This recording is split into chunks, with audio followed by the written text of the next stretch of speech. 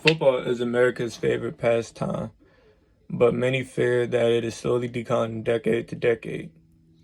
You may wonder what is threatening what some have dubbed the best sport ever, and that is the safety of the game. As the access to the internet grew and research grew, parents started to wonder, is this sport worth my child's safety? Hi, I'm Carl Bella, sophomore, hyper major at the Virginia State University. Even though football have been labeled a dangerous and unsafe sport, it is not in the top 7 of the sports that generate the most injuries. Then the safety of football gets better every year as they introduce new rules and regulations. This safety has been key to the football community from ways like coaches teaching you correct tackling forms, the introducing of necessary rules for safety, and the understanding from the players of the rules. One of the most important factors of how football have been able to be as safe as possible is the coaching. Coaching on every level of football, from Pee Wee to the NFL, drills the correct tackling form in the first couple weeks of the season. This is not only for safety, but also for a better tackle and a more successful tackle. If you complete a good tackle, you are not only making a high percentage tackle, but you are getting your head out the way of contact, which decreases the chances of a concussion. The increase in information of concussions and football have put a dark spot on the sport. Many coaches and players will tell you that more times than not, a concussion came from an improper tackle or improper running form. Just like any other sports, injuries will happen.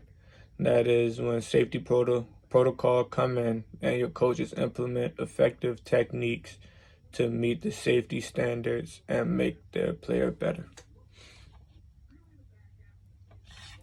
After every NFL season, the head safety people, the commissioner, and referees sit down and discuss how can they make the game safer for the players and better for the fans to watch. During this time, they go through the season calls and look at specific penalties that were called to see how can they make this preventable and safer. One thing that is known to the football community is how protected the quarterback is.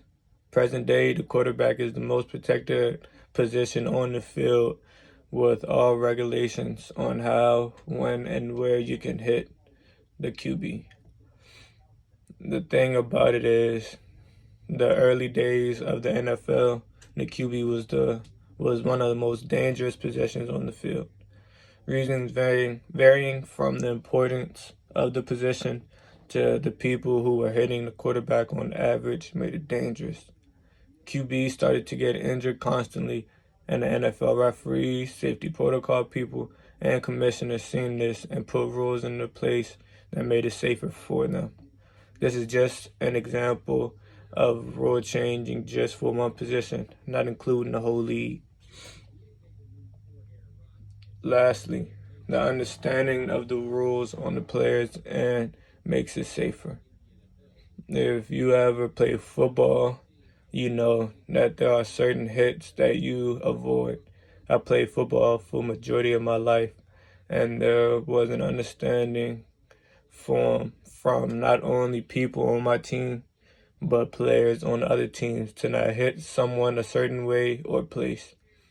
Football players know that the sport can be dangerous, so they have respect for one another in that sense.